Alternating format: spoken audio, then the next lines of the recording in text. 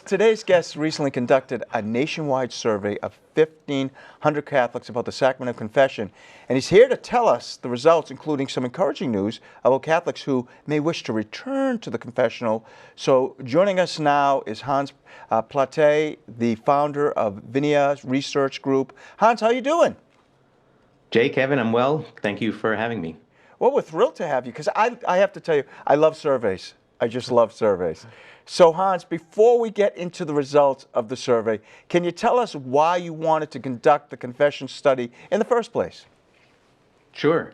I think the genesis of this goes back to about a year ago when Pew Research came out with a study showing that I think it was 70%, maybe 80% of Catholics don't go to confession.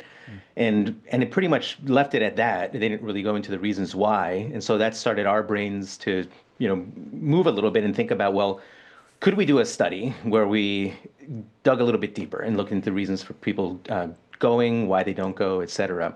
But I think another underlying motivator was we're only a couple years out of the Eucharistic revival and the Congress. And it seems like there's a strong connection, obviously, to receiving the real presence in Jesus in the Eucharist and confession. And so it seemed like it was a natural follow-on to the, to everything that's been happening with the revival to study this topic. One of the findings was that 67% of Catholics who have not been to confession in the past year are open to returning, with roughly half expressing a clear desire to return. And were you surprised by that? I was. What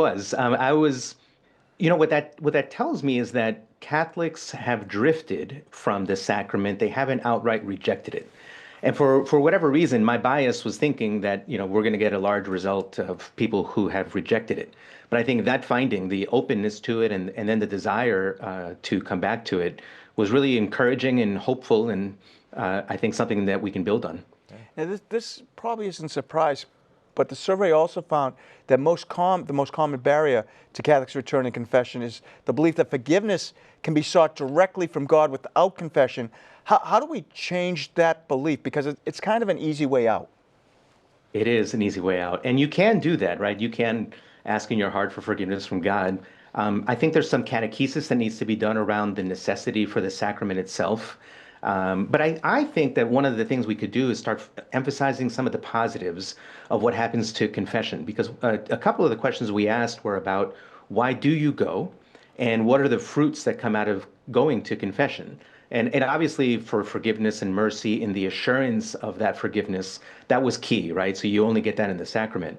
But then there were also these fruits of interior healing, peace, spiritual development that I don't think that people recognize are fruits of the graces that come from the sacrament of confession. So I think there's a way to just tell people that maybe you're not quite thinking about confession adequately or appropriately, that you do need to speak to a priest, especially about serious sins. But then there's also maybe more discourse needed around the benefits, as it were, that come from going to confession, some of those fruits that I mentioned. Yeah, we've been hearing a lot too about the sort of like a younger Gen Z type of revival in the church too. And I was wondering if you found through your research, if you see that as well with confession in younger people, and if there's a draw to younger people for confession now. Yeah, our sample size was very good for just studying Catholics in general, a little light to be able to look at the generational differences, but we did look at that because we as well were curious. And I will say that there were definitely signals of, positive signals for Gen Z and millennials, but Gen Z in particular. And so that'll be something that we study in a little bit more depth in the future. But there is something going on with Gen Z for sure. And so that it was one of the topics we were going to study at some point in the future, but I think we've moved it up a little bit because there's so much going on right now, so many good signals. Well, a lot of interesting facts and from the survey, and one was that 43% of those who go infrequently to confession say they would go more often if they heard that struggling with the same sins is normal. Does that mean people want to know what other people struggle with, like the same sins, or are they looking for reassurances that it's normal to struggle with the same sin over and over? I think there's a strong need for reassurance that people have.